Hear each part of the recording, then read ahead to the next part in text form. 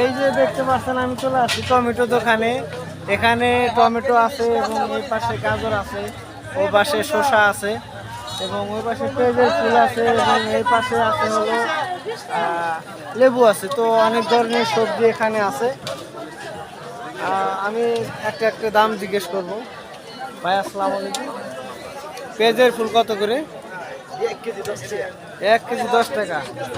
আর এটা লেবু? লেবু 60 টাকা। আচ্ছা, তারপরে এটা এটা এটা 40। এটা 40 না? গাজর? আচ্ছা, তারপরে টমেটো? 40 টাকা। 40 টাকা কেজি।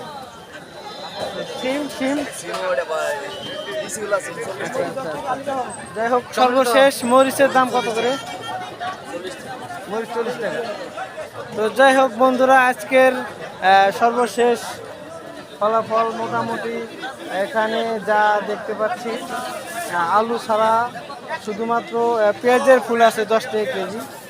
এখানে সব ধরনের সবজি আছে।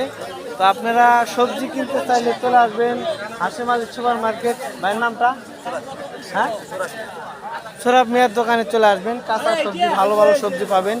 অন্য অন্য দোকানে চেয়েও সর্বনিম্ন কম রেটে যে দাম আছে বাজারে, সেই রেট অনুযায়ী পাবেন। ধন্যবাদ ভাইদেরকে। আসসালামু আলাইকুম।